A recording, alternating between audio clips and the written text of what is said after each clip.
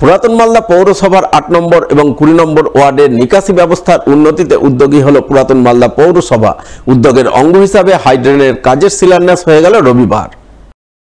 এদিন এই শিলান্যাস অনুষ্ঠানের আয়োজন চোখে পড়ে পুরাতন মালদা পৌরসভার মির্জাপুর মোড় এলাকায়। উপস্থিত ছিলেন পৌরসভার chairman Kartik Ghosh, vice chairman Shafiqul Islam, councillor Bibhutibhushan Ghosh, Shyam Mondal সহ আরও অনেকেই। এদিন তারা সকলে মিলে ফিতে কেটে নারকেল ফাটিয়ে কাজের আনুষ্ঠানিক শিলান্যাস করেন।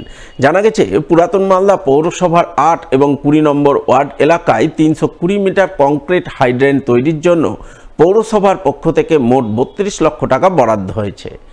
আমাদের এই পৌরসভার মধ্যে আমাদের ২০ নম্বর ওয়ার্ড এবং ৮ নম্বর ওয়ার্ডের যে কারবালা মোড় থেকে যে মির্জাপুর মোড় পর্যন্ত প্রায় ২৫০ মিটারের একটা ড্রেন নিকাশির ব্যবস্থা আছে। ৩৩০ মিটার দীর্ঘ এটা আয়তন।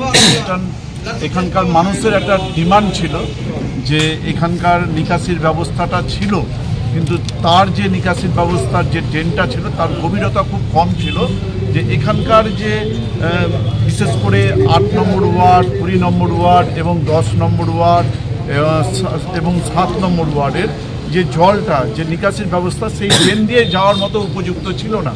তো সেই জায়গা থেকে দাঁড়িয়ে এই ওয়ার্ডের যিনি কাউন্সিলর ছিলেন ৮ নম্বর ওয়ার্ড এবং ২০ নম্বর ওয়ার্ডের কাউন্সিলর বরাবরই আমাদের বোর্ড মিটিংয়ে উত্থাপন করেছিলেন, উপস্থাপনা করেছিলেন যে এখানকার সাধারণ মানুষের দাবি নিয়ে অনেকবার বলেছিলেন এবং সেই জায়গা থেকে দাঁড়িয়ে আমরা বোর্ড মিটিংয়ে রেজুলেশন নিয়ে আমরা এই ড্রেনটাকে আমরা ৩১,৮১,০০০ টাকা অর্থ ব্যয়ে এখানকার ড্রেনটা তার শুভ সূচনা আজকে হয়েছে।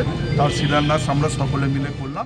মানিকচকের বিধায়ক সাবিত্রী মিত্রের গাড়ি চালক অনুপ সাহার উপর দুষ্কৃতী হামলার ঘটনায় দুজনকে গ্রেপ্তার করল মালদা থানার পুলিশ।